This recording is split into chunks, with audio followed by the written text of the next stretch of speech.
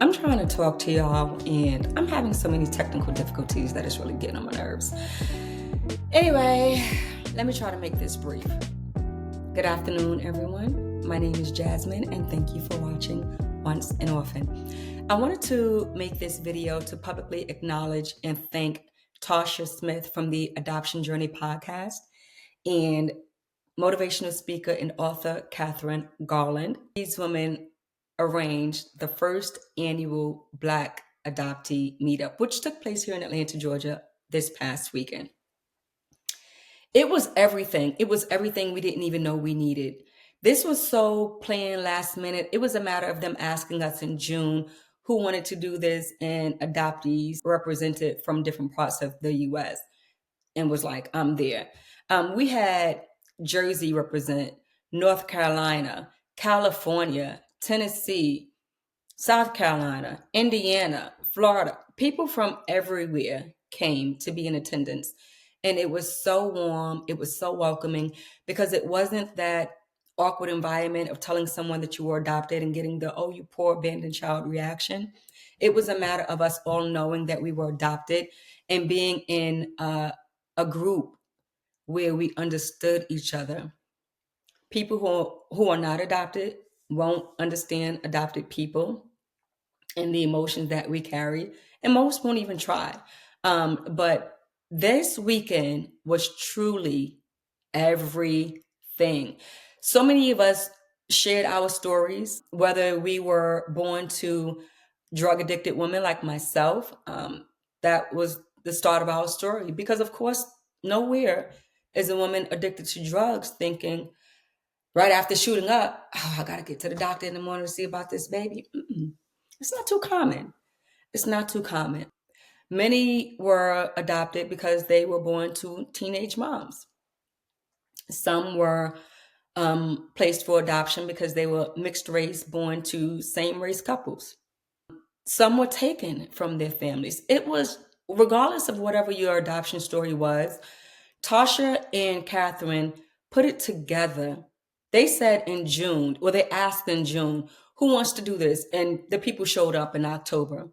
And that really just goes to show that when you really want to do something, you don't necessarily have to have a whole lot of time for planning when your heart is in it. And these ladies put their hearts into it, and it was just the thing that we did not know we needed. We got to meet people that we only met through social media. I was happy to meet Lost Child, Coco, Monique. I was happy to meet Tasha. I was happy to meet Catherine as I watched their stories and I heard their stories. And it was really the thing that you felt like you already knew them when you embraced them, and it was so perfect. The weekend was absolutely perfect. And we know that more people wanted to be there for whatever reason they could not. But some were LDAs, for those of you who don't know. An LDA is a late discovery adoptee. Those are people who find out in their 20s, 30s, and 40s that they were adopted. And sometimes they even find out from people who were not their families. Now, what are y'all thinking when you think you don't have to tell this adopted child that they're adopted? You're doing that for yourself, and which is very selfish to think, oh, this is my child, this is my baby, and I'm never going to tell them. It's selfish, and the only thing it's going to do is cause your child to hate you. When they are old enough, if they find out that they're adopted from anyone other than you, they're going to hate you. Now, if that's your goal, if that's the thing that you really want, like, oh, gotta make sure my child hates me, then go for it. But you cannot make your traumatic life traumatizing to your child. It's not right. It's unfair. And if you think that this is okay, you're wrong. So to the adopted child who's watching this, I say be okay with asking questions and finding out about yourself. To the adoptive parents, perhaps you were not able to conceive, and many of us know what that's like. Not me, but when I say us, I generally speak, because that's the thing, especially for little girls. We want to look forward to growing up and becoming a wife and a mom and things like that. And when it doesn't happen for you, it sometimes can create a level of trauma, especially after trying and trying and trying. However, you can't make that problem, that's your problem, that of the child. One LDA in attendance shared her story, and she stated she didn't know she was adopted until the day before her 42nd birthday, when in phone conversation, she said, talking to a relative, "Oh, I'm getting ready to go to another funeral looking adopted." And that relative said, "Well, that's because you are adopted." Now, how is that okay with finding out you are adopted? You guys have to check out Tanya Hockaday. Her documentary is on YouTube, and she openly shares the story of finding out she was adopted at 33 years old. This is not what adoption is for. This is not the thing to fill your need by taking away from the child. Because before you, this child had a family and a connection to people who is biological blood to them, family, like real family. And before you go into what real family is, I know for one, blood doesn't make you family. Hello, I'm adopted. Blood doesn't make you family, but to know that you are okay with not sharing your child's adoption with them to make things better for you, it's wrong. These secrets, I'm sorry, these lies, they gotta stop. You can't be okay thinking, "Oh, I'm just going to lie." Well, how does that benefit the child? And if you feel like, "Oh, I'm not going to tell because I don't want them to go looking for their family," shame on you again. You can't expect a child not to want to know who their biological parents and siblings are. In what world do we live in where we think that's okay? Oddly, that's what adoption has become, unfortunately. And you leave the child with a whole lot of broken pieces when you keep that from them.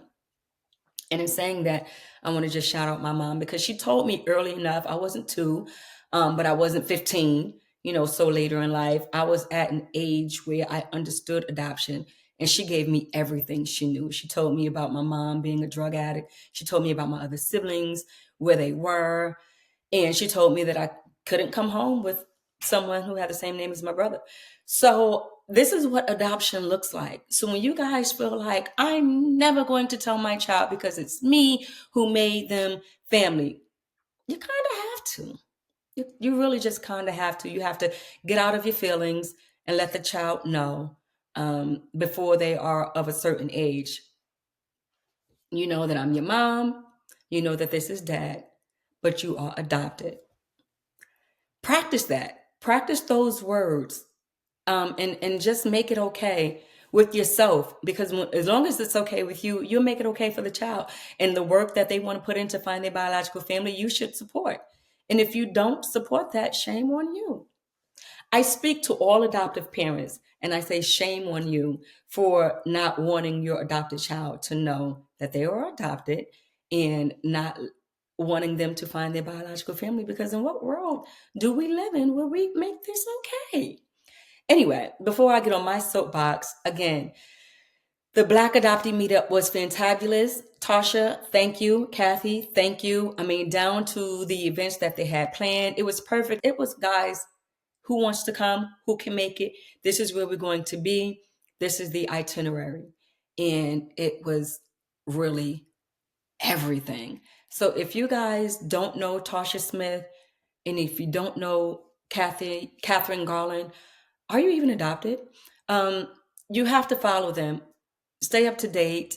To all of my Black adoptees, if you want to be there, working out the logistics as we speak so that they can get word out and give people enough planning time, because we want it to be as wonderful as it was this year. So again, this was just my recap of the weekend. I know I'm late with doing this, but I, again, just wanted to say thank you to Tasha and B. Period, a brother with questions, and Catherine, and girl, what is your husband's name? I don't even remember.